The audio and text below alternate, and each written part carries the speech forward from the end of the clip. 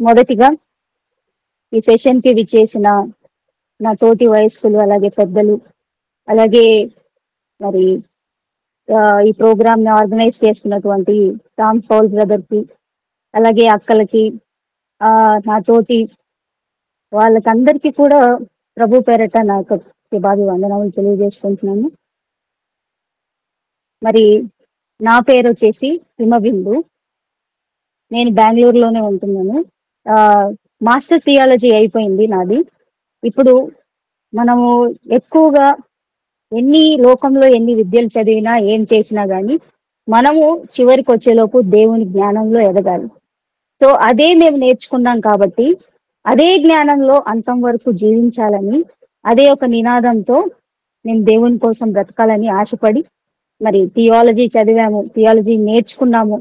అలాగే ఆ థియాలజీ ఎంతో మందికి తెలియని వారికి ఆ వాక్యాన్ని బోధించాలి అనే ఒక ఆశతో మేమందరం కూడా, ఇంట్లో వాళ్ళందరం కూడా దేవుని పనిలోనే ఉన్నాము. ఏ ఏజ్ గ్రూప్ వారు ఆ ఏజ్ గ్రూప్ వారికి వాక్యాన్ని బోధిస్తూ అందరికీ వాక్యం చేరాలి, అన్ని ప్రాంతాలకి వాక్యం వెళ్ళాలి అనే ఒక ఆశతో మేమందరం కూడా ప్రతిరోజు ఎప్పుడు కూడా మా ఇంట్లో ఎప్పుడు వాక్యమే ఉంటది, వాక్య ధ్యానమే ఉంటది, వాక్యం నేర్చుకోవడమే ఉంటుంది. ఎవరైనా వాక్యం కావాలన్నప్పుడు వాళ్ళకి ప్రేమతో పంచిపెడుతూ ఉంటాం. సో నా పేరు వచ్చేసి హిమబిందు. ఓకే, మనం ఇంకా టైం వేస్ట్ చేయకుండా, సమయం మించిపోయింది కాబట్టి వాక్యంలోకి వెళ్ళిపోదాము. మనం ముందుగా మనం డిక్లేర్ చేసిన పాఠం పేరు పోరాడి పొందవలసినది ఏవి. పోరాడి పొందవలసినవి ఏవి. ఇది విన్నప్పుడు మీకేమన్నా కొంచెమైనా కానీ అర్థమైందా? అసలు మనం ఏం పోరాడాలి, అసలు ఏం పొందుకోవాలి అనే ఒక డౌట్ ఏమన్నా వచ్చిందా మీకు ఈ టైటిల్ చూసినప్పుడు? ఓకే, అసలు ఏం పోరాడాలి, క్రైస్తవులైనటువంటి మనము ఏం పొందుకుంటాం పోరాడటం వల్ల అనేది ఈ రోజు క్లాస్ లో మనము తెలుసుకుందాం. అంతకంటే ముందు క్రైస్తవులైనటువంటి మనందరం కూడా ముందుగా క్రీస్తులోనికి రావాలంటే బాప్తిసం తీసుకుంటాం. తీసుకొని వచ్చాక కేవలం ఇంకా వచ్చిన తర్వాత ఇదే జీవితము, ఇంకింతే చాలు అనుకొని అదే బ్రతుకుతున్నాం. పోరాటం వద్దా? మామూలుగా ఈ లోకంలో ఉన్న వాళ్ళే స్వాతంత్రం రావడానికి, మన ఇండియాకి ఫ్రీడమ్ రావడానికి 1947 లో ఫ్రీడమ్ వచ్చింది అని అంటే దానికి కారణము, దాని వెనకాల ఎంతో మంది పడినటువంటి శ్రమ, దాని వెనకాల ఎంతో మంది పడినటువంటి హింసలు, వాళ్ళు పడ్డ బాధలు, వారు అనుభవించినటువంటి ఆ పోరాటం, వారు చేసిన పోరాటం వల్ల ఈ రోజు మనము ఫ్రీడమ్ గా ఉంటున్నాం. ఈ రోజు మన ఇండియాకి ఇండిపెండెన్స్ వచ్చింది. అవునా? అంటే వాళ్ళు పోరాటం చేశారు కాబట్టి ఈరోజు పోరాటం చేసి వాళ్ళు ఏం సాధించారంటే ఇండిపెండెన్స్ సాధించారు. అందుకే వాళ్ళని ఏమంటాం మనము? పోరాట వీరులు అని అంటాం. అంటే వాళ్ళు పోరాటం చేసి వాళ్ళ ప్రాణాలను సైతం పోగొట్టుకొని మన దేశానికి మనము బ్రిటిషర్స్ నుంచి విడుదల పొంది మన దేశాన్ని మనము ఇండిపెండెన్స్ తెచ్చుకోవాలి, మనకు ఫ్రీడమ్ తెచ్చుకోవాలి, మనది మనంగా ఉండాలంటే కొంత పోరాటం చెయ్యాలి అనుకున్నారు. పోరాటం చేశారు. చేసి అది వాళ్ళ ప్రాణాలు చాలా మంది కోల్పోయినప్పటికీ వాళ్ళు ఆగలేదు. ఆగకుండా అలాగే దాని మీద పట్టు సాధించి అలాగ ప్రయత్నించి చివరికి ఇండిపెండెన్స్ వచ్చింది. ఆ బాటలో వచ్చిన వారే మనకందరికీ తెలుసు, మహాత్మా గాంధీ గారు. మెయిన్ కాజ్ ఈ ఇండిపెండెన్స్ రావడానికి ఆయన ఉన్నారు. అలాగే మీ అందరికీ తెలిసి ఉంటది, మనము ఇండిపెండెన్స్ డే అంటే మరి ఫ్రీడమ్ గురించి మాట్లాడుతున్నారు, ఇవన్నీ మనం చూడలేదు కదా. నార్మల్ గా ఈ వీడియో కాల్ ఉన్న వాళ్ళందరూ కూడా ఆ ఏజ్ వాళ్ళు కాదని నేను అనుకుంటున్నా. కాబట్టి మనందరం హిస్టరీలో విన్నదే ఈ మాటలు. అయితే డైరెక్ట్ గా మనము ఒక ఇన్సిడెంట్స్ కొన్ని చూసాం. మనం ఏంటంటే తెలంగాణ రాష్ట్రము, తెలంగాణ స్టేట్ మాకు కావాలి సపరేట్ గా అని చెప్పి అప్పుడు తెలంగాణ డిస్ప్యూట్స్ కొన్ని జరిగాయి. అప్పుడు తెలంగాణ డిస్ప్యూట్స్ జరిగినప్పుడు వాళ్ళు కూడా పోరాటం చేశారు. దేనికోసం? మాకంటూ సపరేట్ గా మాకు తెలంగాణ కావాలి, ఆంధ్రప్రదేశ్ లోనికి వద్దు, అది మాకు తెలంగాణ అని మాకు సపరేట్ గా ఇచ్చేయండి అని అన్నప్పుడు చాలా మంది దానికి రిజెక్ట్ చేసి అది వద్దని చెప్పి ఏం చేశారు, ఇవ్వలేదు వాళ్ళకి. అలా ఇవ్వనప్పుడు కేసీఆర్ గారు ఏం చేశారు, ఆయనతో పాటు ఉన్న వాళ్ళందరూ కూడా నిరాహార దీక్షలు చేశారు, పోరాటం. తినకుండా మరి తాగకుండా అలాగ దీక్షలు చేసి చేసి చేసి హాస్పిటలైజ్డ్ అయ్యారు. ఇంకా చాలా మంది యూత్ ఏం చేశారు, వీళ్ళకు మద్దతు ఇస్తూ వాళ్ళు కూడా ఏం చేశారంటే చాలా వరకు పోరాడారు యూత్ కూడా. సో అలా పోరాడిన వారిలో చాలా మంది పెట్రోల్ పోసుకొని కాల్చుకొని చనిపోయిన వారు లేరా ఆ పోరాటంలో ఉన్నారు. మీరు న్యూస్ లో చూస్తే తెలంగాణ డిస్ప్యూట్స్ అని, అందులో ఇవన్నీ కూడా ఉంటాయి. ఒక చాలా మంది యూత్ పెట్రోల్ పోసేసుకొని మాకు సపరేట్ తెలంగాణ రాష్ట్రం మాకు కావాలి, దానికోసం మేము పోరాటం చేసి మా ప్రాణాలనైనా పోగొట్టుకుంటాం అని వాళ్ళు ప్రాణాలను కూడా పోగొట్టుకొని కాల్ చేసుకొని ఆ శ్రమను ఆ బాధలు అనుభవించి పోరాటం వలన ఒక రాష్ట్రాన్ని ఈ రోజు సపరేట్ గా తెలంగాణ స్టేట్ ఫార్మేషన్ అయిపోయిందంటే దానికి కారణం పోరాటం కాదా? పోరాటం ఉంది. ఇంకా అంత పెద్ద పెద్ద పోరాటాలు ఎందుకులేండి, మనం ఇంట్లో పోరాటాలు కొన్ని చూద్దాం. ఇప్పుడు చిన్నపిల్లలు ఉంటారు, చిన్నపిల్లలు ఏం చేస్తారు పోరాటాలు, వాళ్ళు కొద్ది రోజు మమ్మీ డాడీ బట్టలు కొనిలేదో లేదంటే ఐస్ క్రీమ్ కొనిలేదో అడిగినవి కొనిలేదంటే ఏం చేస్తారు, వెంటనే అన్నం తినను, ఈ రోజు రాత్రికి నేను అన్నం తినను అని పోరాటం చేస్తారు. చేసిన వెంటనే నెక్స్ట్ రోజు ఏం చేస్తారు తల్లిదండ్రులు, వాళ్ళు అడిగినవి తెచ్చిస్తారు. అవునా? పోరాటం చేసి వాళ్ళు కూడా ఏం చేస్తున్నారు, సంపాదించుకున్నారు, వాళ్ళు కూడా గెయిన్ చేసుకున్నారు.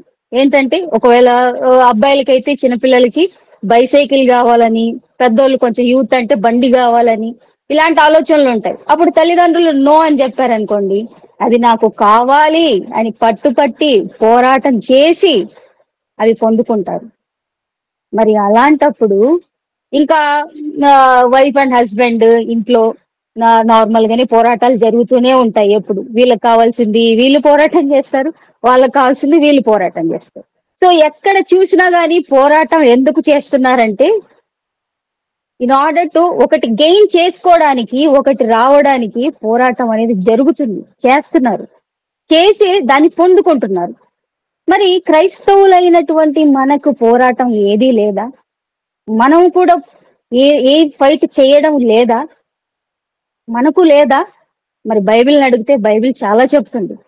మామూలుగా ఈరోజు బాప్తిసం తీసుకొని వచ్చిన వారందరూ కూడా చాలా మంది ఏమనుకుంటున్నారంటే కేవలం బాప్తిసం తీసుకున్నాము, ఇంకా దేవుడు మమ్మల్ని రక్షించేశాడు, బాప్తిసం తీసుకుంటే దేవుని రాజ్యానికి వెళ్ళిపోతాం అనే ఒక థాట్ ప్రాసెస్ లో ఉన్నారు ఈరోజు క్రిస్టియానిటీ చాలా వరకు.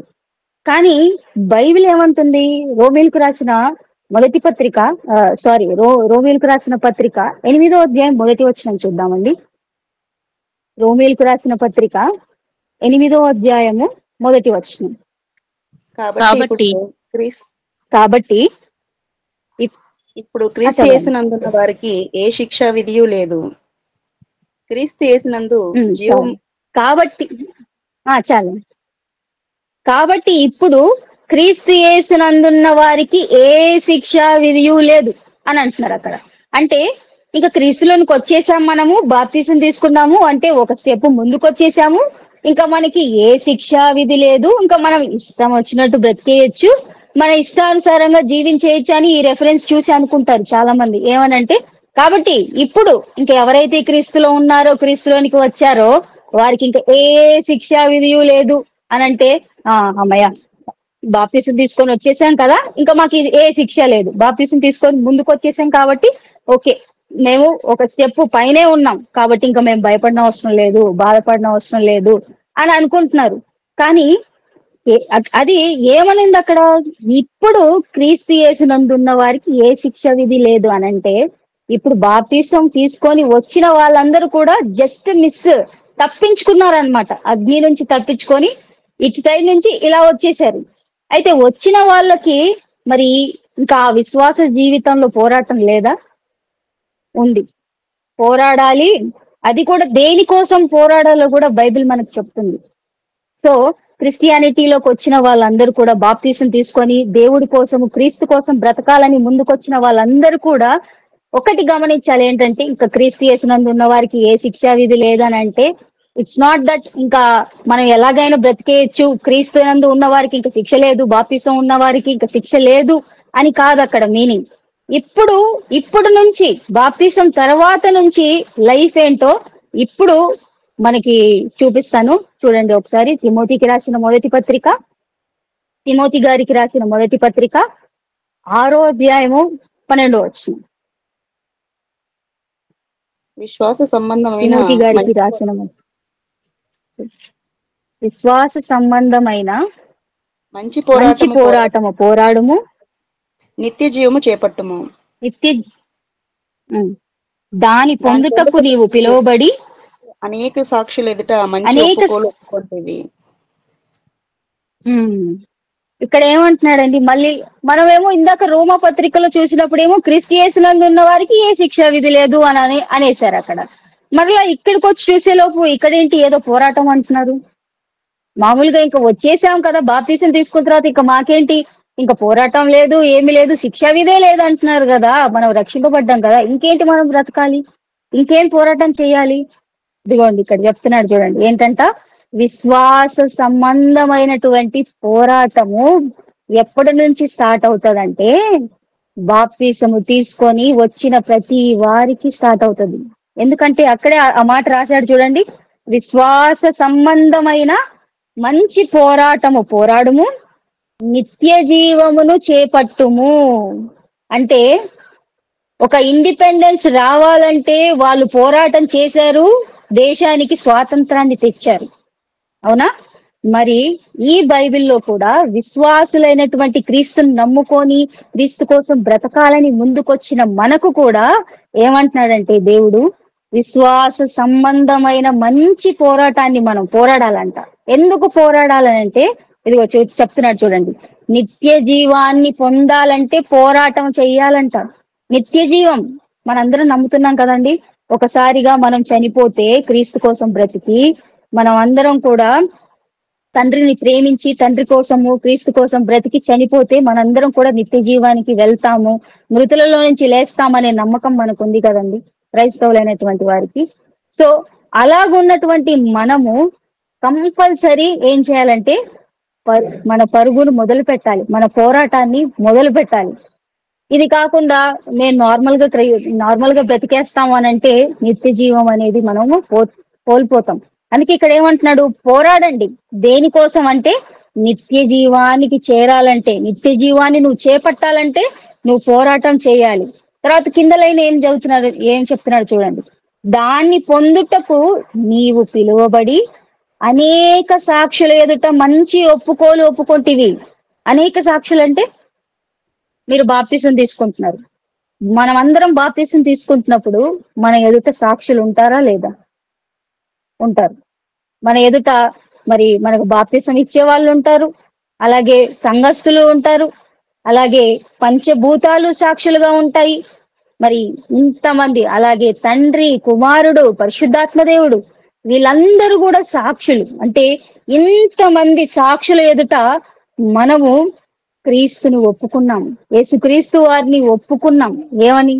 క్రీస్తు కోసము బ్రతుకుతాము. ఎలాగైతే క్రీస్తుని ఈ సాక్షుల ఎదుట ఒప్పుకున్నామో అందరి ఎదుటను మేము ఒప్పుకుంటాము, అందరి ఎదుటను మేము క్రీస్తు కోసము బ్రతుకుతాము అని అందరి సాక్షుల ఎదుట మంచి ఒప్పుకున్నామంట.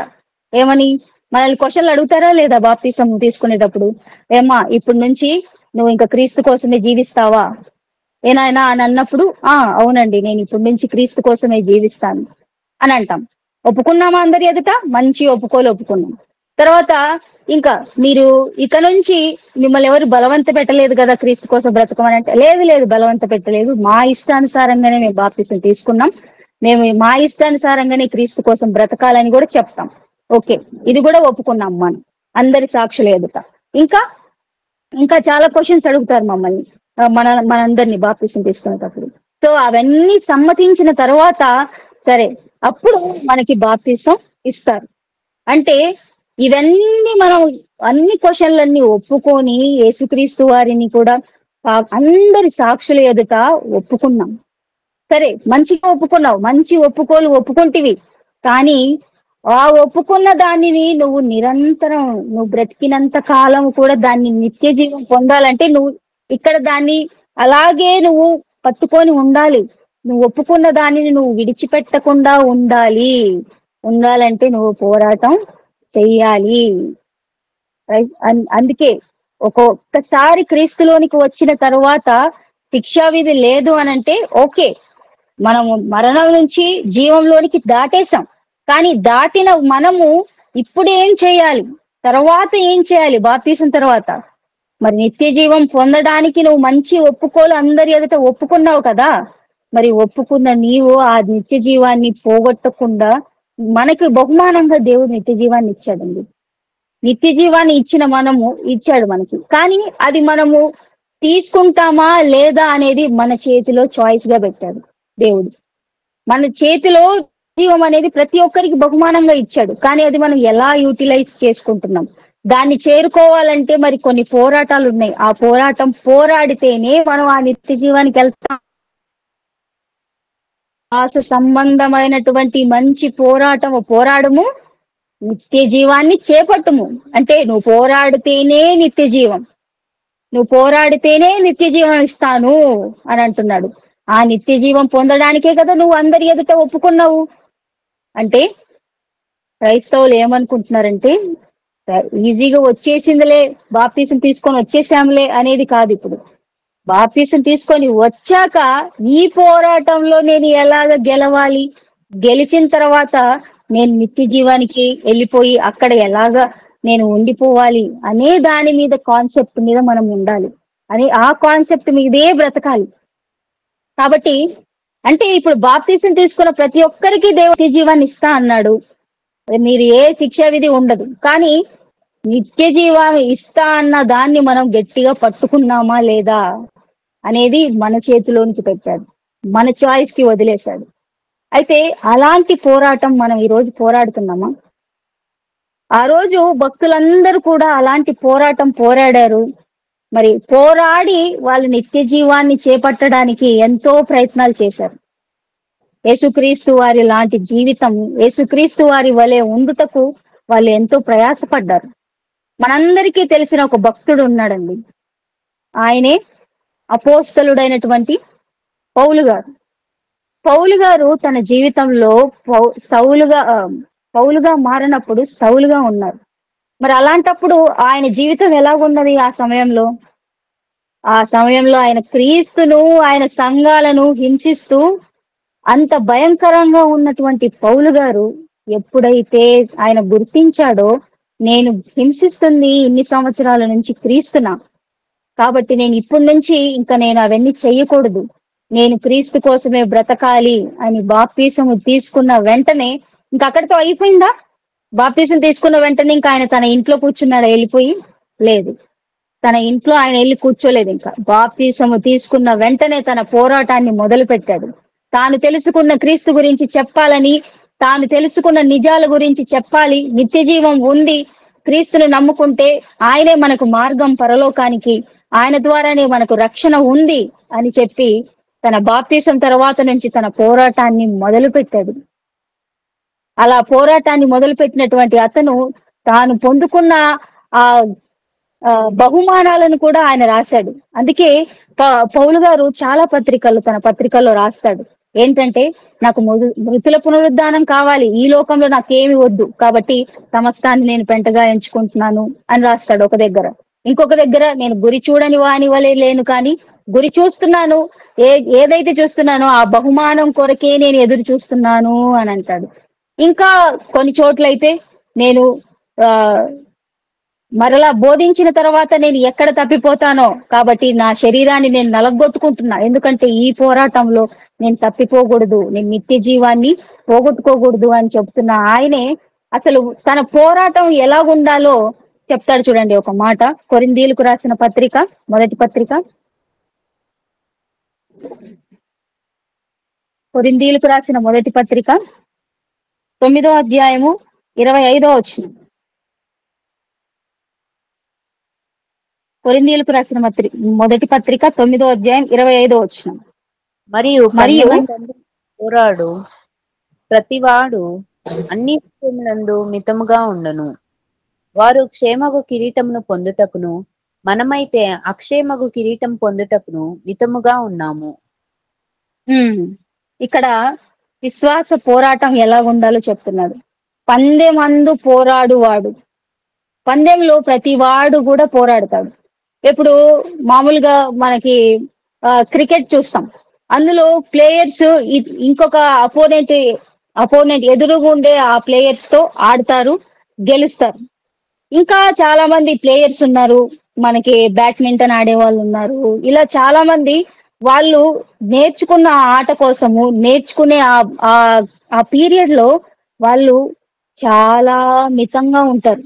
అంటే వాళ్ళు మనలాగా అన్ని తినడానికి లేదు, వాళ్ళు డైట్ ఫాలో అవుతూ ఉంటారు. మనలాగా అన్ని చేయడానికి లేదు వాళ్ళకి. వాళ్ళు మనమందరం కూడా పొద్దున వరకు నిద్రపోతే వాళ్ళు మాత్రం 4 గంటలకి 5 గంటలకు లేచి ప్రాక్టీస్ చేస్తుంటారు. ఎందుకని? ఇక్కడ వాళ్ళు ఒక బహుమానాన్ని పొందాలి అనంటే ఆ పోరాటం వాళ్ళకు ఉంది. ఇక్కడ వాళ్ళు పోరాడి పోరాడి పోరాడి పోరాడి కొంతమంది కొన్ని సంవత్సరాలు పోరాడతారు.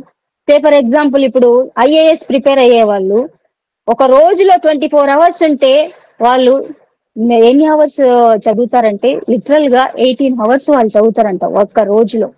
అంటే ఇక మిగతా టైం అంతా కూడా వాళ్ళు వేస్ట్ చేయడానికి ఇష్టపడట్లే. 24 అవర్స్ లో అట్లీస్ట్ మినిమం 18 to 20 అవర్స్ వాళ్ళు చదివి పోరాటం చేసి చేసి పుస్తకాల మీద కొన్ని సంవత్సరాలు ఒక అటెంప్ట్ లో ఫెయిల్ అయిపోతారు, ఇంకొక అటెంప్ట్ లో ఫెయిల్ అయిపోతారు, అయినా వదిలిపెట్టరు. ఫెయిల్ అయినప్పటికీ ఇంకా చేయాలి, ఇంకా చదవాలి, ఇంకా వాళ్ళ టైం ని పెంచుతారు, చదివే టైం ని పెంచి పెంచి పెంచి అలా చదువుకుంటూ ఒక రోజు వాళ్ళ గోల్ ని రీచ్ అయిపోతారు. అప్పుడు వాళ్ళ ఇంటర్వ్యూస్ లో చెప్పే మాటలు ఏంటి మనందరం కూడా చూస్తుంటాం.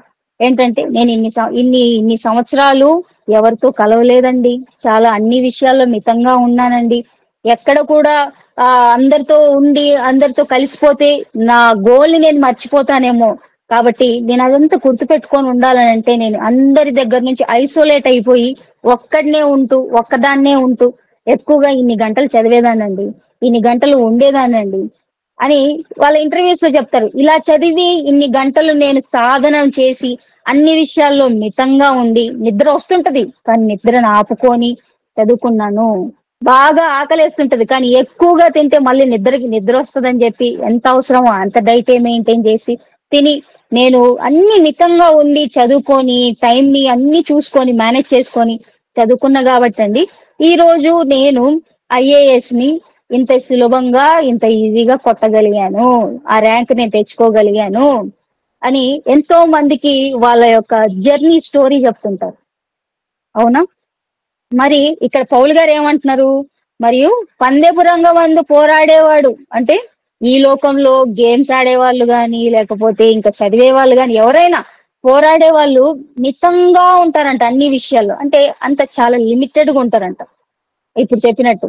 కాబట్టి అన్ని మేనేజ్ చేసుకుంటూ అన్ని లిమిటెడ్ గా ఇది చేయకూడదు, ఇది ఎక్కువ ఏదైనా ఓవర్ గా చేయకూడదు, ఇంత టైం నిద్రపోవాలి, ఇంత టైం చదవాలి, ఇంత టైం తినాలి, ఈ టైంలో తినాలి, ఇంత తినాలి, ఇలాగ ఉండాలి, అన్ని కూడా వాళ్ళు సెట్ చేసుకొని మితంగా ఉంటారు. ఎందుకు అనంటే పౌలు గారే చెప్తున్నారు అక్కడ, ప్రతివాడు అన్ని విషయంలో మితంగా ఉండను, వారు క్షయమగు కిరీటం కొరకు, అంటే ఎప్పటికైనా పాడైపోయే కిరీటమే. ఇప్పుడు మన క్రికెట్ ఉందండి, వాళ్ళు గేమ్ ఆడతారు, ఈ ఒలింపిక్స్ అన్నిట్లో కూడా వాళ్ళ ముందు కప్పు ఉంటది, ఆ కప్పు క్షయమైపోయేదే కదా, ఎప్పటికైనా అది పాడైపోయేదే. ఒకవేళ ఈ భూమి పాడైపోయినా లయమైపోయినా అది కూడా పోతది, అది క్షయమైపోయే కిరీటం.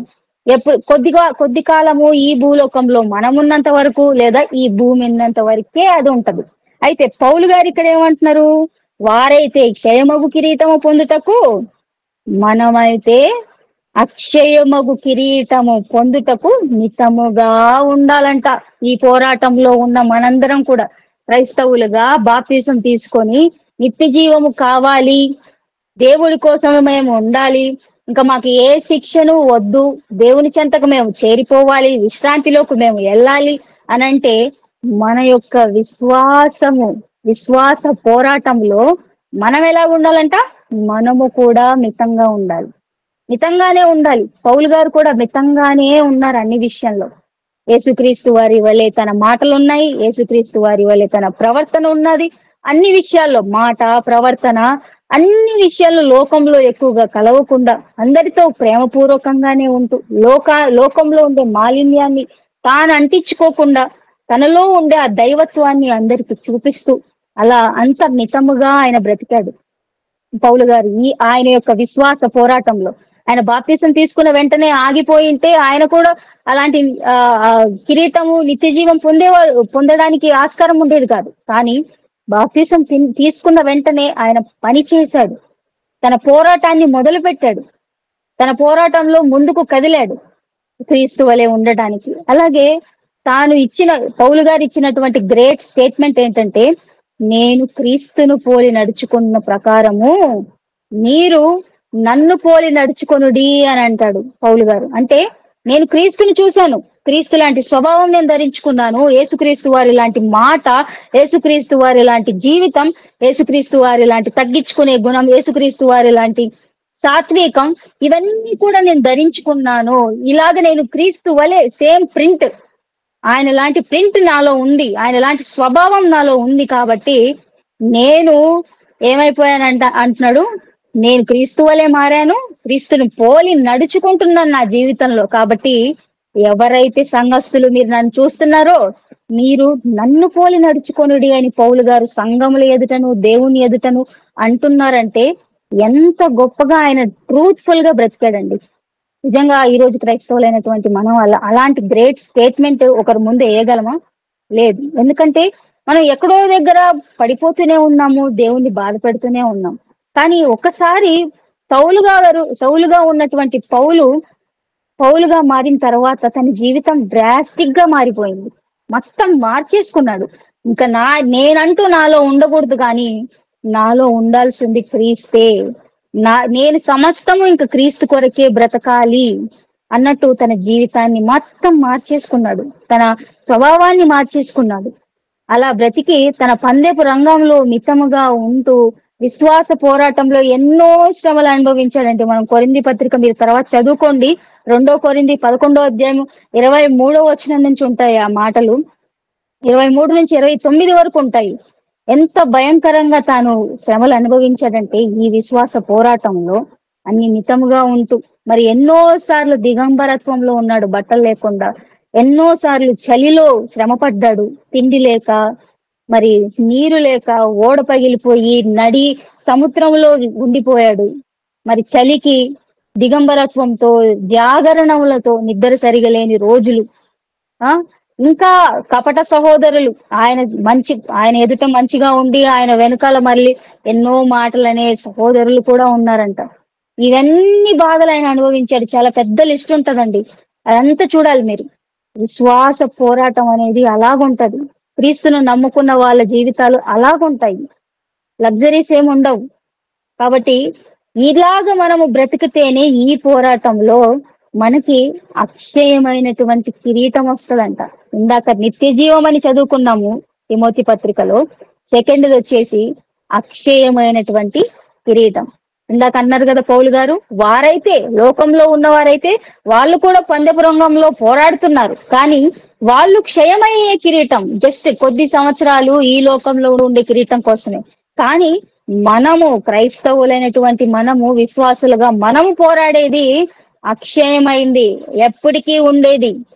మరి ఆయన అంత కష్టాలు అనుభవించి అన్ని శ్రమలు అనుభవించి ఆయనే చెబుతున్న మాట ఏంటంటే చివరికి ఇంకొక స్టేట్మెంట్ వేస్తాడు ఆయన డైరెక్ట్ గా. అదే ఒకసారి మనం చదువుదాం ఆ మాట, మనందరం కూడా చూద్దాం. తిమోతికి రాసిన 2వ పత్రిక, తిమోతి గారికి రాసిన 2వ పత్రిక 4వ అధ్యాయము 6వ వచనం. తిమోతి గారికి రాసిన పత్రిక, నేనిప్పుడే పానార్పణముగా పోయబడుచున్నాను, నేను వెడలిపోయే కాలం సమీపమై ఉన్నది. మంచి పోరాటం పోరాడి తిని, నా పరుగు కడముట్టించి తిని, విశ్వాసంను కాపాడుకొంటిని. ఇక మీదట నా కొరకు నీతి కిరీటం ఉంచబడి ఉన్నది. ఆ దినమందు నీతిగల న్యాయాధిపతి అయిన ప్రభువు అది నాకు మాత్రమే కాకుండా తన ప్రత్యక్షను అపేక్షించి వారికి అందరికీ అనుగ్రహించును. ఇక్కడ పౌలు గారు ఏమంటున్నారు 7వ వచనంలో, మంచి పోరాటం పోరాడాను నేను, ఇందాక అక్కడ అన్నాడు, పందెపు రంగమందు పోరాడువారు మితముగా పోరాడాలి. ఎందుకంటే అక్షయమైనటువంటి కిరీటం కోసం మనము ఈ లోకంలో పోరాడాలి. ఆ కిరీటం పొందుకోవాలంటే మనము ఇక్కడ పోరాడాలి, మితముగా ఉండాలి అన్ని విషయాల్లో అని చెప్పాడా. చెప్పిన అతను చివరికి వచ్చే లోపు చెబుతున్నాడు డైరెక్ట్ గా ఏమనంటే, నేను వెడలిపోవు కాలం సమీపమై ఉన్నది, మంచి పోరాటము పోరాడాను. నేను చాలా కష్టాలు అనుభవించాను, చాలా పోరాడాను నేను క్రీస్తు కోసము. విశ్వాస పోరాటంలో ఎన్నో ఇబ్బందులు, ఎందరో కొట్టి ఈడ్చి లాగి పడేశారు సువార్త నిమిత్తం బయటికి. అయినప్పటికీ ఓర్చుకున్నాను, సహించుకున్నాను, అందరినీ ప్రేమించాను, క్రీస్తు వలె అందరి ఎడల దీర్ఘశాంతం కలిగి బతికాను. అన్ని విషయాల్లో సహించుకొని మరి ఎవరిని ఒక మాట ద్వారా కూడా అనకుండా నా ప్రవర్తనని కాచుకున్నాను, అన్ని కాచుకున్నాను. అలా బ్రతికినటువంటి ఆయన మళ్ళీ చెప్తున్నాడు ఏమంటే, మంచి పోరాటం పోరాడా. నా జీవితంలో క్రీస్తును నమ్ముకున్న తర్వాత, బాప్తిసం తీసుకున్న తర్వాత వచ్చినటువంటి నేను, నా పోరాటంలో నేను నెగ్గాను, నేను విన్ అయ్యాను. అయితే నా పరుగు కడముట్టించి తిని, ఇక అయిపోయింది నా పరుగు. నేను చేయాల్సినటువంటి పనులు చేశాను, నా పరుగును నేను కడముట్టించాను, విశ్వాసాన్ని కాపాడుకున్నాను. ఎన్నో ఇబ్బందులు, ఎన్నో శోధనలు అన్ని వచ్చినప్పటికీ దేవుణ్ణి విడిచిపెట్టకుండా నా విశ్వాసాన్ని నేను కాపాడుకున్నాను అంటూ పౌలు గారు ఇంకేమంటున్నారు చూడండి. ఇక మీదట నా కొరకు నీతి కిరీటం ఉంచబడి ఉన్నది. ఆ దినమందు నీతి గల న్యాయాధిపతి అయిన దేవుడు అది నాకు అనుగ్రహిస్తాడు. ఇక నా కొరకు నీతి కిరీటం ఉంది. ఎందుకని చెప్తున్నాడు ఆయన అంత డైరెక్ట్ గా అనంటే, తాను క్రీస్తులోనికి వచ్చిన తర్వాత ఎక్కడ కూడా మిస్ అవ్వకుండా, దేవుణ్ణి విడిచిపెట్టకుండా తన పరుగును తాను కడముట్టిచ్చాడు. ఆ విశ్వాస రంగంలో, ఆ పందెంలో ఆయన పోరాడాడు, గెలిచాడు. కాబట్టి ఆయన చెప్తున్నాడు ఏంటంటే, ఇంకా నా కొరకు నీతి కిరీటం ఉంది, అది నాకు దేవుడు ఆయన దినము వస్తది కదా అప్పుడు నాకు ఇస్తాడు అని చెప్పి డైరెక్ట్ గా చెప్పేస్తున్నాడు అందరికి. కేవలం అది నాకు మాత్రమే కాదు గాని, కిందకి చదివితే ఏమంటున్నాడంటే, అది నాకు మాత్రమే కాకుండా తన ప్రత్యక్షతను ఆపేక్షించు వారందరికీ అనుగ్రహించును. ఎవరైతే క్రీస్తులోనికి వచ్చి ఇలాగే పోరాటం చేసి, ఇలాగే క్రీస్తు నిమిత్తము, క్రీస్తు కోసము ప్రేమ కలిగి, అందరి ఎడల, సహోదరుల ఎడల ప్రేమ, క్షమించే గుణం, క్రీస్తు వలె మనం మారిపోయి క్రీస్తు కొరకు మనం చేయాల్సిన పని ఏదో మనం చేస్తే ఆయన వలె నీతి కిరీటము మనకు కూడా ఇస్తాడంట దేవుడు.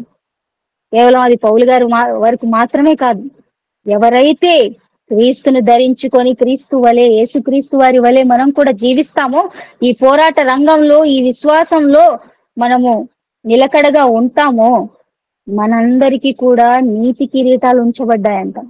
అవి నిత్యత్వము పొందేటప్పుడు అక్కడ మనకి నీతి కిరీటాలు ఇస్తాడు దేవుడు. అయితే ఆ నీతి కిరీటం పొందుకోవాలంటే పౌలు గారు పోరాటం చేశారు. పౌలు గారు పోరాటం చేసి దాన్ని గెలుచుకున్నారు. ఆ పోరాటం చాలా గొప్పదండి. ఆ పోరాటము ఎలా ఉంటదంటే, ఏదో అంత ఈజీగా అయిపోయే పోరాటం అయితే కాదు. ఎంతో కష్టం అనుభవించాడు. ఎందుకండి, మన దేశానికి స్వాతంత్రం రావడానికే ఎంతో మంది కష్టాలు అనుభవించి, వాళ్ళ మరణాలు చూసి అన్ని అయిపోయాక లాస్ట్ లో మన దేశానికి ఇండిపెండెన్స్ ఇచ్చినప్పుడు, మరి అలాగే మనం కూడా క్రీస్తులోనికి వచ్చిన మనకు కూడా పోరాటం ఉంటది. ఆ పోరాటాన్ని గెలిచి వస్తేనే నిత్య జీవం, గెలిచి వస్తేనే నీతి కిరీటం.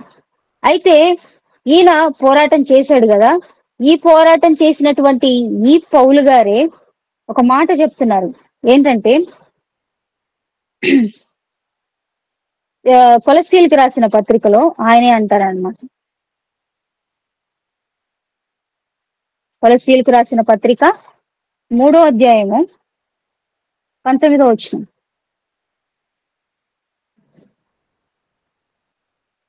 కొలస్సీలకు రాసిన పత్రిక 3వ అధ్యాయం.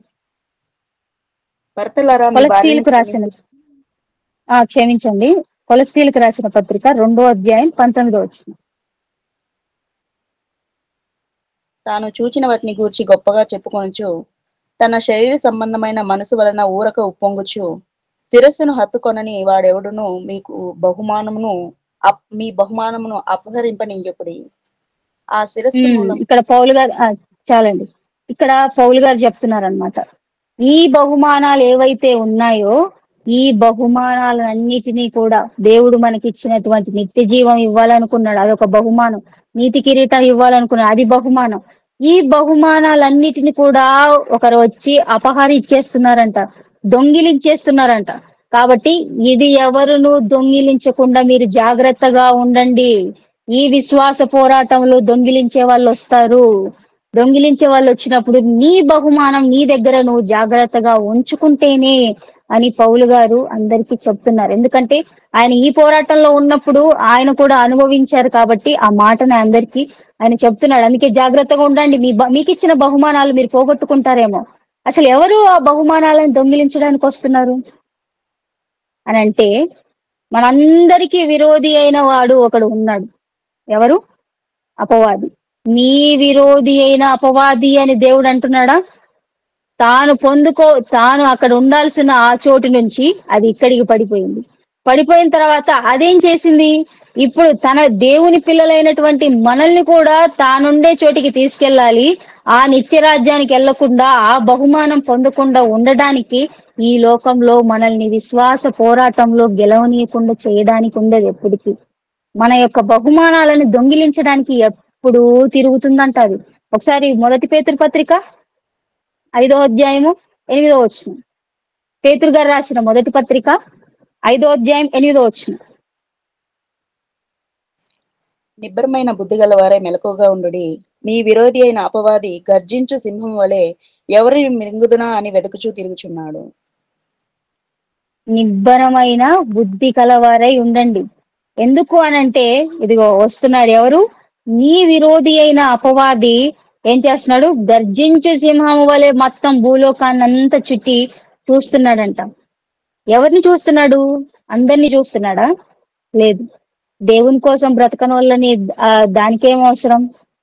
ఎవరైతే దేవుని కోసం బ్రతకాలని బాప్తీసం తీసుకొని క్రీస్తు వలె నేను కూడా జీవించాలి, క్రీస్తు వలె నేను కూడా మారాలి, క్రీస్తు వలె నేను కూడా ఉండాలి, అందరి సహోదరుల్ని ప్రేమించాలి, క్రీస్తు గురించి చెప్పాలి, నేను ఉన్నంతలో, నేను బ్రతికినంత కాలము నా క్రీస్తు కొరకు నేను బ్రతకాలి, తర్వాత విశ్రాంతిలోకి వెళ్ళి పరిశుద్ధులలో చేరిపోవాలి అని ఆశ కలిగి దేవుని కోసం బ్రతకాలనుకున్న వాళ్ళని అది ఎతుకుతుంది. ఎవరున్నారా అని సింహము వలె గర్జించుచు, వెతుకుచు, తిరుగుచు వాళ్ళని మృంగేద్దాం. ఎందుకంటే వాళ్ళ దగ్గర ఉన్న ఆ బహుమానాలను నేను కొట్టేయాలి. ఆ బహుమానాలు వాళ్ళు అలా సాధించకుండా చెయ్యాలి. ఎందుకంటే కొంతమందినైనా తానుండే చోటికి అది తీసుకెళ్లాలని. భక్తులుగా జీవించి పడిపోతే ఎంత దారుణంగా ఉంటదండి. అందుకనే వాళ్ళనే అది ఎక్కువగా జల్లెడ పట్టి మరీ ఎతుకుతుంది. అందుకే ఎవరిని మృంగుదునా అని భూలోకం అంతా ఎందుకు తిరుగుతుందంటే, ఎవరు దేవుని కోసం బ్రతుకుతున్నారు వాళ్ళని చెరపడానికి అది తిరుగుతుంది. కాబట్టి అందుకే దేవుడు కూడా మనకేమంటున్నాడంటే, మీరు శోధింపబడితే అది వచ్చి మిమ్మల్ని శోధిస్తే నేనున్నాను మీకు సహాయం చేయడానికి అని యేసుక్రీస్తు వారు అంటున్నారు. ఈరోజు చాలా మంది అండి క్రీస్తుని నమ్ముకొని వచ్చిన తర్వాత, క్రైస్తవ్యంలోనికి వచ్చాక చాలా మంది హింసలు, బాధలు, ఏవైనా కుటుంబ సమస్యలు, ఇంకేదైనా వచ్చినప్పుడు వెంటనే క్రీస్తుకి, దేవుడికి దూరం అయిపోతారు. ఇక కొంతమంది అయితే బాప్తీసం తీసుకోవాలనుకుంటారు కానీ తీసుకోవడానికి వెనక చేస్తారు. ఎందుకు అనంటే, ఇదిగో క్రీస్తులోనికి వచ్చాక ఎన్నో బాధలు వస్తాయంట, ఎన్నో శ్రమలు వస్తాయంట, ఇబ్బందులు వస్తాయంట, కాబట్టి మనం క్రీస్తుని నమ్ముకోవడం కంటే చచ్చిపోయే ముందు లాస్ట్ లో దొంగ వలె నమ్ముకుంటే చాలే అనుకుందాము అనుకున్న వాళ్ళు కూడా ఉన్నారు. కానీ నిజంగా ఈ లోకంలో ఏ మనిషికి బాధ లేదు, ఏ మనిషికి కష్టాలు లేవు క్రీస్తుని నమ్ముకోని వారికి లేదా? క్రీస్తుని నమ్మకుండా లోకానుసారంగా బ్రతుకుతూ ఇంకా వాళ్ళ జీవితము బ్రతికినంత వరకు కూడా మా కోసం బ్రతికి మా ప్రాణం నిమిత్తము అన్ని చేసుకొని మేము చనిపోవాలి అనుకున్న వాళ్ళకు కూడా శ్రమలు ఉన్నాయి, వాళ్ళు కూడా బాధలు అనుభవిస్తున్నారు, వాళ్ళు కూడా మరి అందరి ఎదుట అపహాస్యం పొందుతున్నారు, వాళ్ళు కూడా అందరిలో మాటలు అనిపించుకుంటున్నారు, అందరూ వాళ్ళని కూడా తక్కువగా చేసి చూస్తున్నారు, వాళ్ళు బాధలు అనుభవిస్తున్నారు. మరి అలాంటప్పుడు క్రీస్తులోనికి వచ్చిన మనం క్రీస్తు కోసం బాధలు అనుభవిస్తే అది దేవునికి మహిమకరం కదా. క్రీస్తు కోసం మనం అనుభవిస్తే అది దేవుడికి ఇష్టం కదా, అది ఆయనకు హితం అవుతుంది కదా. ఇదెందుకు మనల్ని మర్చిపోయేలాగా చేస్తుంది అపవాది? ఎందుకంటే మన బహుమానాలను అది అపహరించాలి కదా. మనం ఆ బహుమానాన్ని పొందకుండా ఉండాలని అంటే మరి ఇక్కడ మనకి ఎన్నో బాధలు వస్తాయి కాబట్టి మేము క్రీస్తుని వదిలేసేయాలి అది కాదు. మామూలుగానే లోకంలో బాధలు హింసలు ఈ కష్టాలతోనే లైఫ్ ఉంటది. మరి అలాంటప్పుడు అదేదో మనం క్రీస్తు కోసమే బ్రతికితే దానికి మించిన ప్రశంస ఇంకా పరలోకంలో గొప్పది ఇంకేది ఏమి కూడా ఉండదు. క్రీస్తుని మనం ఈ లోకంలో యేసుక్రీస్తుని వారిని ఒప్పుకొని మనం ఆ ప్రకారం బ్రతికితే ఆయనను నమ్ముకొని ఆయన యందు వచ్చినటువంటి ఆ హింసలు నిందలు మీకు వచ్చినప్పుడు మీరు ఆనందించి సంతోషించండి. ఎందుకంటే మీ ఫలము పరలోకంలో అధికమవుతుంది. మీ బహుమానాలు పెరిగిపోతున్నాయి అక్కడ. ఇది గుర్తించకుండా క్రీస్తుని నమ్మిన వెంటనే మాకు బాధలు వచ్చాయి కాబట్టి ఓకే మనం క్రీస్తుని పక్కన పెట్టేద్దాం, క్రీస్తుకు మనం దూరం అయిపోదాం, దేవుడికి దూరం అయిపోదాం అనే మైండ్ సెట్ తో చాలా మంది ఉన్నారు. ఇలాంటి వాళ్ళు దేవుణ్ణి సంతోషపరచనేరదు. దేవుడు సంతోషించేది ఎప్పుడంటే మంచి ఒప్పుకొని వచ్చామా అందరి ఎదుట, సాక్షుల ఎదుట, సంఘం ఎదుట, దేవదూతల ఎదుట, తండ్రి ఎదుట, మన మన అన్నయ్య అయినటువంటి యేసుక్రీస్తు వారి ఎదుట, పరిశుద్ధాత్మ దేవుడి వీళ్ళందరి ఎదుట మనందరం ఒప్పుకున్నాం మేము ఆయన కోసమే జీవిస్తాము అని. మరి అలాంటప్పుడు వచ్చిన ఒక సంవత్సరానికే పడిపోయే వాళ్ళు లేరా? అంతెందుకండి, సంవత్సరం ఎందుకు 6 నెలలకే దేవుణ్ణి విడిచే వాళ్ళు ఉన్నారు. మరలా వచ్చి కొన్ని 10 సంవత్సరాలు అయినా కానీ ఇంకా దేవుని కోసము బ్రతకకుండా ఉండేవాళ్ళు లేరా? సమాజంలో క్రిస్టియానిటీలో ఉన్నారండి. మరి అలాంటి వారి వల్ల దేవుడికి ఉపయోగం ఏంటి? అసలు మనకిచ్చిన బహుమానాలను మనం పోగొట్టుకున్నట్టే కదా. పోగొట్టుకుంటున్నాం, మనకు తెలియకుండానే పోగొట్టుకుంటున్నాం. బాప్తీసం పొందిన ప్రతి ఒక్కరికి కూడా ఆయన నిత్య జీవం ఇవ్వాలనేదే ఆయన ఆశ. కానీ అది తెచ్చుకోవాలంటే పోరాటంలో నెగ్గాలి, పోరాటంలో గెలవాలి, పోరాటంలో పార్టిసిపేట్ చెయ్యాలి. కానీ చాలా మంది పార్టిసిపేషన్ చెయ్యరు, కానీ గిఫ్ట్ కావాలంట. మామూలుగా మీకు ఎక్కడైనా స్కూల్స్ లో కానీ పిల్లలకి లేదా కాలేజెస్ లో మీకు ఇంకెక్కడైనా ఏదైనా పోటీలు పెట్టినప్పుడు పోటీ పెట్టకుండానే ప్రైజులు ఇస్తాము లేదా బహుమానాలు ఇస్తామని అంటారా? అనరు కదా. పోటీ పెడతారు, అందులో గెలిచిన వాళ్ళకే బహుమానాలు ఇస్తారు. మరి అలాంటప్పుడు ముందే మనకి బహుమానం డిక్లేర్ చేశారు దేవుడు. ఏంటంటే మీకు నిత్య జీవం ఇస్తాను, నీతి కిరీటం ఇస్తాను, నా సింహాసనం మీద కూర్చుండే అవకాశం ఇస్తాను, ఇవన్నీ కూడా చెప్పాడు ఆయన.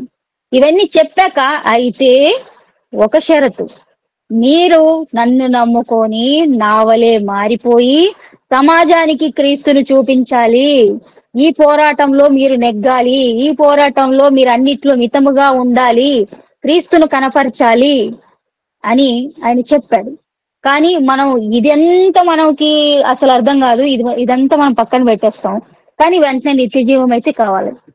కానీ నిత్య జీవం కావాలనుకోవడం చాలా మంచిది, కానీ దాని వెనకాల ఉన్న ఆ పోరాటాన్ని కూడా గెలుచుకునేలాగా మనం ఉండాలి.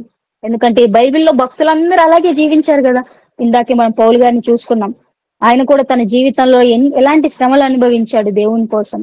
ఒకప్పుడు హింసించే అతను తర్వాత శ్రమలు అనుభవించే అతనిగా మారిపోయాడు క్రీస్తు నిమిత్తం. ఇక క్రీస్తు ముద్రలు నా దేహమందు నేను ధరించుకుని ఉన్నాను అని అంటాడు.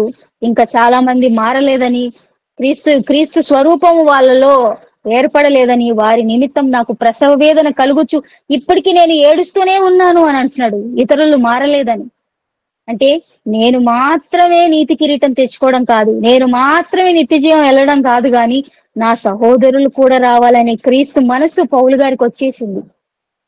అది కావాలి బాప్తిసం తీసుకున్న మనందరిలో కూడా. చాలా మంది బాప్తిసం తీసుకున్న తర్వాత ఇంకా ఓకే బాప్తిసం తీసుకున్నాం ఇంకా చాలు అనుకుంటే మనకు నిత్య జీవం రాదండి. బాప్తిసం తీసుకున్న తర్వాతే మన బ్రతుకు మొదలైంది, బాప్తిసం తీసుకున్న తర్వాతే మన జీవితం మొదలైంది. అక్కడి నుంచే మనం చేసే ప్రతి పని దేవుడు కౌంట్ లోకి తీసుకుంటాడు. అక్కడి నుంచి దేవుడు తన జీవ గ్రంథంలో రాస్తారు.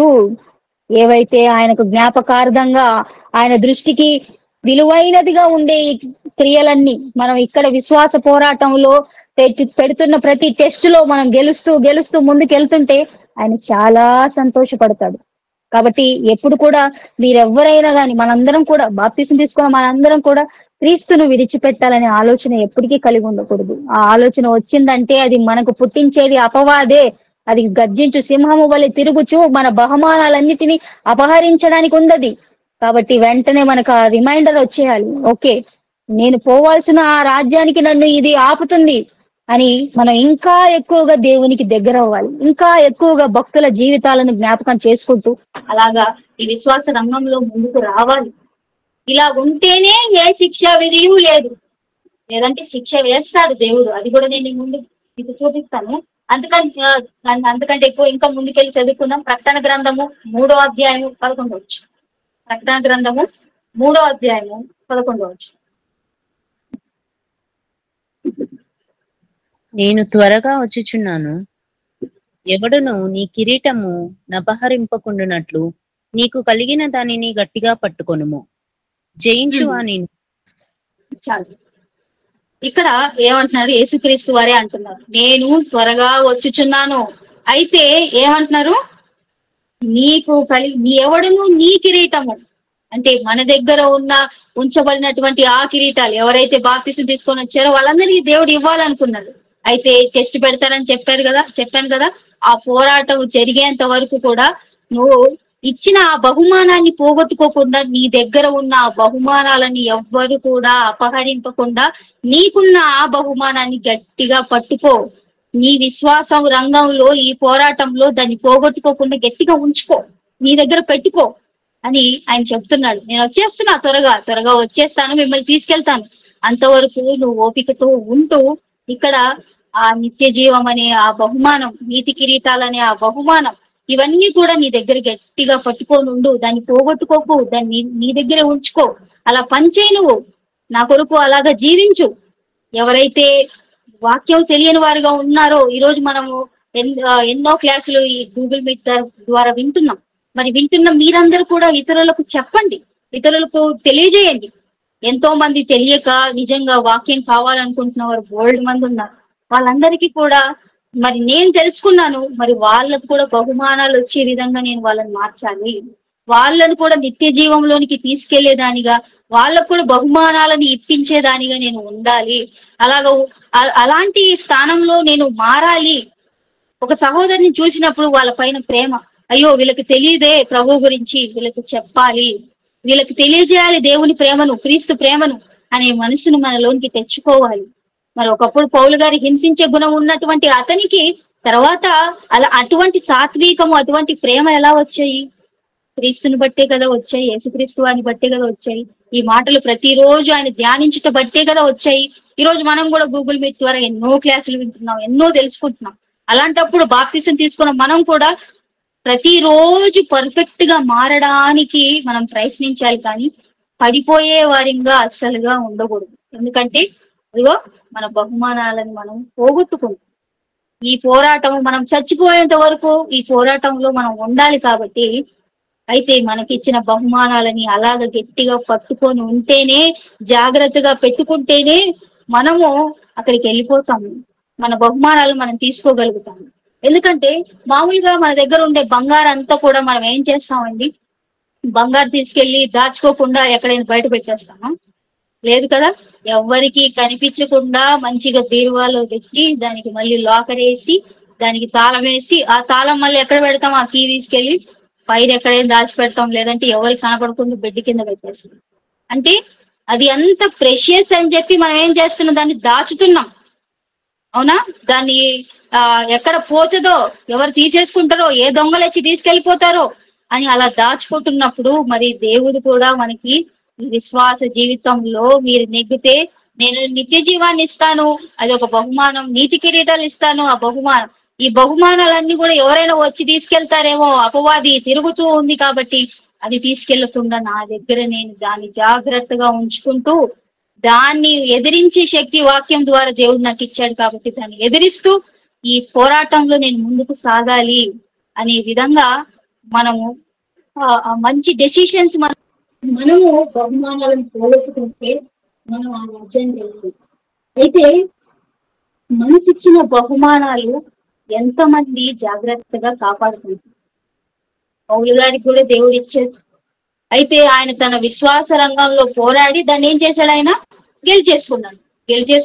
చివరిగా ఆయన చెప్తున్నాడు కూడా, నేను మంచి పోరాటం పోరాడి నేను విశ్వాసమును కాపాడుకున్నాను, నాకు ఇక మీదట నీతి కిరీటము ఉంచబడింది, ఇక నేను మృతుల పునరుద్ధానానికి నేను వెళ్ళిపోతాను అని చెప్పి ఆయన ధైర్యంగా చెప్తున్నాడు.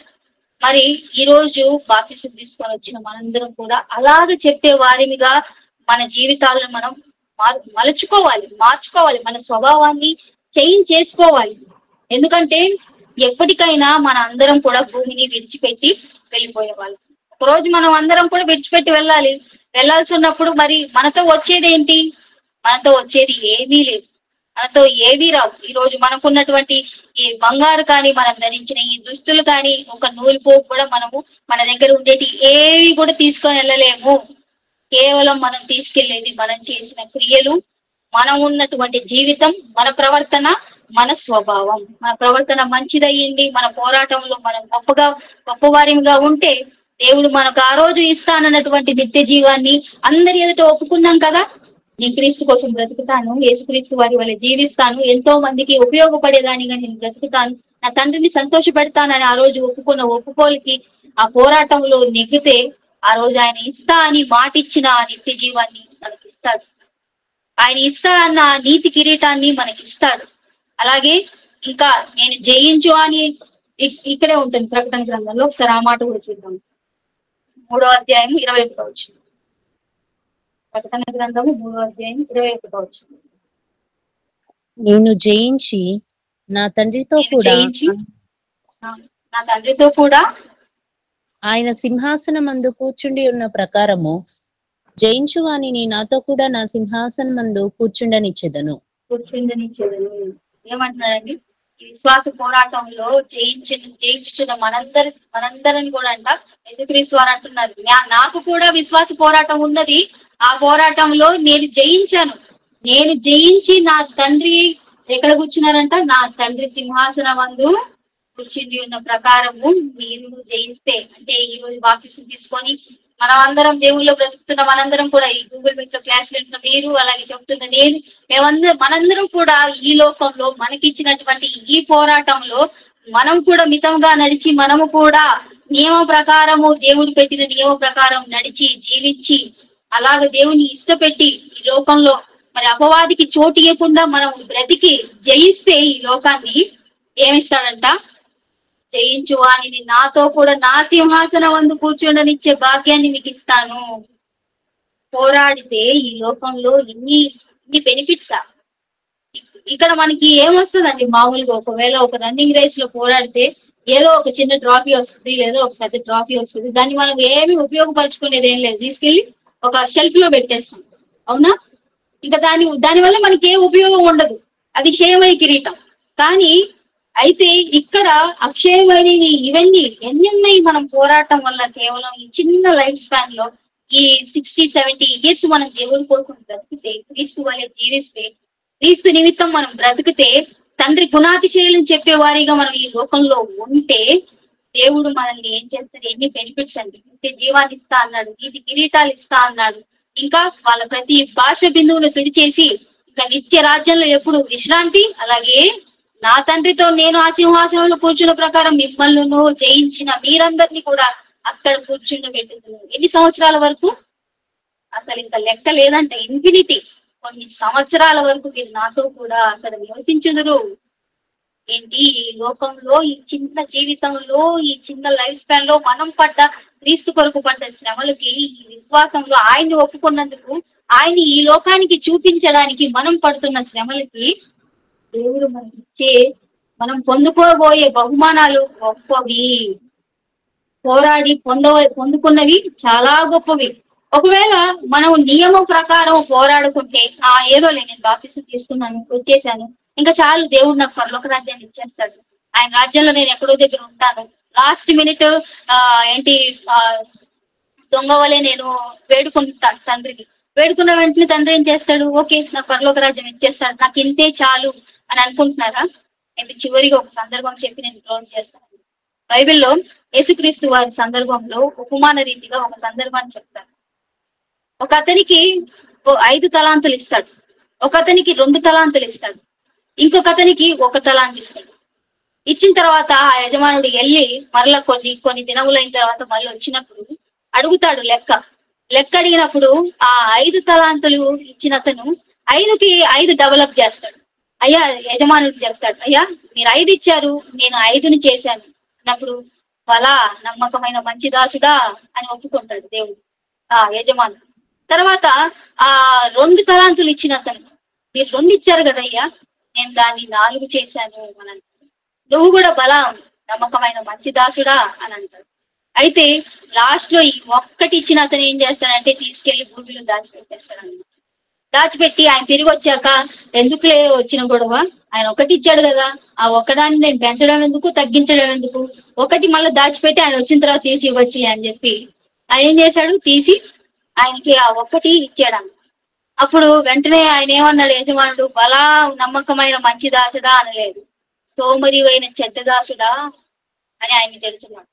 అంటే నీకు నేను నిత్య జీవాన్ని పొందాలనుకునే ఆపర్చునిటీ బాప్తిసం తీసుకుని అందరికీ ఇచ్చినప్పటికీ మీరు పని చేయక, దేవుని కోసం బ్రతకక, ఎందుకు మీరు నియమం ప్రకారం పోరాడక, ఎందుకు మీరు సోమరులైన వారి వల్ల దేవుని కొరకు బ్రతకకుండా ఉంటారని మనల్ని కూడా అంటారు. అలాంటి వారి పరిస్థితి ఏంటో తెలుసా, ఈ రోజు వాళ్ళకి ఇచ్చింది కూడా ఇంకా ఉన్న వాళ్ళకి తీసి ఇచ్చేస్తాడంట. ఒకసారి ఆ మాట చూద్దాం, మనందరం చూడాలి ఆ మాట. మత్తయి సువార్త, మత్తయి గారు రాసిన సువార్త 25వ అధ్యాయం 29వ వచనం. మత్తయి గారు రాసిన సువార్త 25వ అధ్యాయం 29వ వచనం. కలిగిన ప్రతివానికి ఇయ్యబడును, అతనికి సమృద్ధి కలుగును, లేనివాని యొద్ద నుండి వాని కలిగినది తీసివేయబడును. మరియు పనికిమాలిన దాసుని వెలుపటి చీకటిలోనికి త్రోసివేడి, అక్కడ ఏడ్పును పండ్లు కొరుకుటయు ఉండున నేను. ఇక్కడ ఏమైపోయిందండి, కలిగిన ప్రతివానికి ఇయ్యబడును. అందరికీ బాప్తిసం ద్వారా దేవుడు నిత్య జీవాన్ని ఇవ్వాలనుకున్నాడు. కానీ పోరాటములో పనిచేసిన ప్రతి వాడికి ఇంకా ఎక్కువ దేవుడు ఇవ్వాలనుకున్నాడు. అయితే ఎవరైతే ఇంకా చాలే, ఈ మాత్రం ఆయన నాకు నిత్య జీవం ఇస్తా అన్నాడు కదా, ఏ శిక్షా విధి లేదన్నాడు కదా, ఇక నేనేం బ్రతకనవసరం లేదు, ఏ పోరాటం చేయనవసరం లేదు, నాకు ఇష్టానుసారంగా బ్రతికి లాస్ట్ మినిట్ లో ఓకే తండ్రి నన్ను రాజ్యానికి చేర్చుకో అంటే చాలే అని అనుకుంటే ఏమంటున్నాడంటే, నీ దగ్గరుండే నీ బహుమానాన్ని కూడా తీసి నేను ఎవరైతే పని చేస్తున్నారో వాళ్ళకే ఇచ్చేస్తాను, వాళ్ళకే కలిగిన వానికే నేను ఇంకా వాళ్ళని సమృద్ధి చేసేస్తాను. అయితే నీ దగ్గర ఉన్నదాన్ని నేను అది కూడా ఉండనీయకుండా దాన్ని తీసేసిన తర్వాత ఏం చేస్తాడంట, మరియు పనికి మాలిన ఆ దాసుని వెలుపటి చీకటిలోనికి త్రోసివేసి అక్కడ ఏడుపులు పళ్ళు కొరుకుటయు ఉండును. ఇది ఎంత ఎగ్జాంపుల్, ఇది బాప్తిసం తీసుకున్న మనకు కూడా వర్తిస్తుంది. దేవుడు మనందరికీ కూడా బహుమానాలు ఇవ్వాలని కోరుకున్నాడు. అయితే ఈ పందెపు రంగంలో మనం కూడా ఎలా పరిగెత్తుతాము, క్రీస్తు వలె ఎలా మారుతాము, క్రీస్తు కోసం ఏం చేస్తాము, మన సహోదరుల నిమిత్తం ఏం చేస్తాము, ఈ పోరాట జీవితంలో ఎలా బ్రతుకుతాం అనేది ఆయన చూసిన తర్వాత మనకు ఆ నిత్య జీవాన్ని, ఆ నీతి కిరీటాలను, ఆ సింహాసాన్ని దేవుడు మనకి ఇస్తాడు. అయితే ఆయన ఎప్పుడో లేకపోతే ఇస్తారో లేదో, నేను బ్రతికిన దానికి ఆయన అక్సెప్ట్ చేస్తారో లేదో అనుకొని డౌట్ తో బాప్తిసం తీసుకున్న తర్వాత చాలే ఇక ఈ జీవితం చాలు అనుకొని ఈ పోరాటంలో మనం పోరాడకుండా ఉంటే, ఈ పోరాటంలో మనం జీవించకుండా ఉంటే, బాప్తిసం తీసుకొని ఎలా బాప్తిసం తీసుకున్న వాళ్ళం అలాగే ఉన్నాం అనుకోండి, చనిపోయేంత వరకు కూడా ఏమంటున్నాడంటే, పనికి మాలిన దాసుడా, నీ దగ్గర ఉన్న దానిని కూడా నేను తీసుకెళ్లి ఉన్నవాడికి ఇచ్చేసి నిన్ను మాత్రం నరకంలోనికి త్రోసివేస్తాను. నువ్వు నన్ను మనుషులు ఎదుట ఒప్పుకుంటావా, మనుషులు ఎదుట ఒప్పుకుంటే నేను నువ్వు పరలోకమందును తండ్రి ఎదుట నువ్వు దేవదూతలు ఎదుటను మిమ్మల్ని ఒప్పుకుంటాను, మిమ్మల్ని గొప్ప చేస్తాను అని అన్నాడు. మీరు నన్ను ఒప్పుకోరా, బాప్తిసం తీసుకున్నప్పుడు మాత్రమే ఒప్పుకున్నారు, తర్వాత ఇంకా నేను ఎక్కడ నీ జీవితంలో నేను లేను అని ఆయన అన్నప్పుడు మనము ఏం చేస్తాడంటే తీసుకెళ్లి వీరెవరో నాకు తెలియదు కాబట్టి వీళ్ళని నరకంలో పడేయండి అని చెప్తాడు. కాబట్టి మన ఎదుట ఉంచబడినటువంటి ఈ పందెపు రంగంలో ఆ రోజు మహాత్మా గాంధీ గారు మరి తర్వాత హింస లేకుండా మరి అహింస వలన ఏం చేశాడంటే స్వాతంత్రాన్ని పొందాడు లోకానికి, మన భారతదేశానికి. అలాగే మనము కూడా ఏ హింసలు క్రియేట్ చేయకుండా యేసుక్రీస్తు వారి మార్గం ఏంటి, ప్రేమతత్వం. అలాంటి ప్రేమతత్వం కలిగిన వారిగా మనం మారిపోయి దేవుడు చెప్పిన మాటల ప్రకారము ఈ బాప్తిసం తీసుకున్న తర్వాత నుంచి బ్రతుకుతే దేవుడు మనకి ఇవ్వాల్సిన ఆ బహుమానాలన్నీ కూడా మనకు మరలా ఇచ్చేస్తాడు. లేదు నేను అలా బ్రతకను, నేను నాకు నచ్చినట్టుగానే బాప్తీసం తీసుకున్న తర్వాత కూడా మేము అలాగే ఉంటాము, ఇంకా ఎప్పటి వలె అలాగే స్టాగ్నెంట్ గా ఉండిపోతాం అని అంటే, దేవుడు మనకు కలిగిన వాటిని కూడా తీసివేసి ఉన్నవాడికి ఇచ్చేస్తాడు. తర్వాత మనకి దగ్గర ఇంకా ఏమీ ఉండదు, మనం అందరం కూడా నరకానికి వెళ్ళిపోవాల్సిందే. కాబట్టి మన ఎదుట ఉంచబడిన ప్రతి ఒక్కరికి ఉంటది పందెపు రంగంలో పరుగు. కాబట్టి ఈ పరుగులో మనందరం కూడా పార్టిసిపేట్ చేయాలి. చేసిన ప్రతి వారు అందరూ కూడా గెలవాలి. కాబట్టి చివరికి ఒక రెఫరెన్స్ చూసుకుందాము, క్లోజ్ చేసేస్తాం. ఎబ్రియులకు రాసిన పత్రిక 4వ అధ్యాయం 14వ వచనం. ఎబ్రియులకు రాసిన పత్రిక 4వ అధ్యాయం 14వ వచనం. ఆకాశ మండలం గుండా వెళ్ళిన దేవుని కుమారుడైన యేసు అను గొప్ప ప్రధాన యాజకుడు మనకు ఉన్నాడు గనుక మనము ఒప్పుకొనిన దానిని గట్టిగా చేపట్టుదుము. ఏంటంటండి, ఈ విశ్వాస రంగంలో మనం ఎప్పుడైతే బాప్తీసం తీసుకున్నప్పుడు ఒప్పుకున్నామో యేసుక్రీస్తు వారిని అనేక సాక్షుల ఎదుట, ఆ యేసుక్రీస్తు వారిని ఒప్పుకున్న దానిని గట్టిగా చేపట్టాలంట. చచ్చిపోయేంత వరకు మనం చేపడితే, అలాగే బ్రతికితే పందెపు రంగంలో యేసుక్రీస్తు వారే మనకు తోడుగా ఉంటారంట అన్ని విషయాల్లో. కాబట్టి మనం ఒప్పుకున్న దానిని గట్టిగా చేపట్టి, ఎవరైతే బాప్తీసం తీసుకున్నారో మనందరం కూడా క్రీస్తును విడవక క్రీస్తు వలె జీవిస్తూ, లోకంలో ఎంతో మంది ఇంకా వాక్యం తెలియని వారు ఉన్నారు, ప్రభువుని తెలుసుకునే వారు ఉన్నారు. వాళ్ళందరికీ కూడా మనం సహాయం చేసేవారిగా, మనం వెళ్తున్న ఆ రాజ్యానికి వాళ్ళను కూడా మనం తీసుకెళ్లే వారిగా, వాళ్ళను కూడా దేవుని పనిలో మనం పెట్టే వారిగా ఉంటూ, మనం ఒప్పుకొనిన దానిని మనం గట్టిగా పట్టుకొని ఇతరులను కూడా ఆ ఆ రాజ్యానికి వారసులు చేసేవారిగా మనం అందరం కూడా మారాలని కోరుకుంటూ ఇది ఆ మాటలు ముగిస్తున్నాను. చిన్న ప్రార్థన చేసుకున్నామండి. ప్రేమగల మా తండ్రి, పరిశుద్ధుడా, మీ పిల్లలకు తండ్రి విశ్వాస పోరాటం, దాని వలన వచ్చే ఆ బహుమానాలను గురించి వివరించాను తండ్రి. ఆనాడు మరి భక్తులందరూ కూడా క్రీస్తు మార్గంలో జీవించారు, యేసు క్రీస్తు వారి వలె జీవించారు. మరి తమ జీవితాలను ఈ లోకంలో మరి ఎన్ని శ్రమలు అనుభవించినప్పటికీ తండ్రి, మాకు ఈ లోకంలో ఏది శాశ్వతం కాదు కాబట్టి ఆ అక్షయమైన కిరీటము, ఆ నిత్య జీవం కావాలి అని దానికోసమే బ్రతికారు. వారు కూడా అలా బ్రతుకుతూ, వారితో ఉన్న వారందరినీ కూడా అలా క్రీస్తు వైపుకు నడుపుతూ తమ యొక్క జీవితాలను ఇక్కడ చాలించి మరి ఈ రోజు విశ్రాంతిలోకి వెళ్ళిపోయారు. అలాగున బాప్తీసం తీసుకున్న మేమందరం కూడా తండ్రి, నిత్య జీవము అనే ఆ బహుమానం, నీతి కిరీటం అనే ఆ బహుమానాలు మీరు మాకు ఇచ్చారు. కాబట్టి ఎవరునూ అది అపహరింపకుండా తండ్రి జాగ్రత్తగా ఉంచుకొని మేము పని చేసే వారిగా ఉండుటకు వినిన మీ పిల్లలు చెప్పిన నేను అందరం కూడా అలాగ బ్రతుకుటకు కృపను అనుగ్రహించమని, మా అందరిలో కూడా విశ్వాసాన్ని అభివృద్ధి పరచమని, మా పోరాటాల్లో మేము నెగ్గేవారిగా నువ్వు యేసుక్రీస్తు వారిని పరిశుద్ధాత్మ దేవుడు తోడుగా మాకు ఉండమని వేడుకుంటూ క్రీస్తు యేసు వారి నామములో ప్రార్థనా విజ్ఞాపన మీకు సమర్పిస్తున్నాం తండ్రి. ఆమేన్. అందరికీ వందనాలు.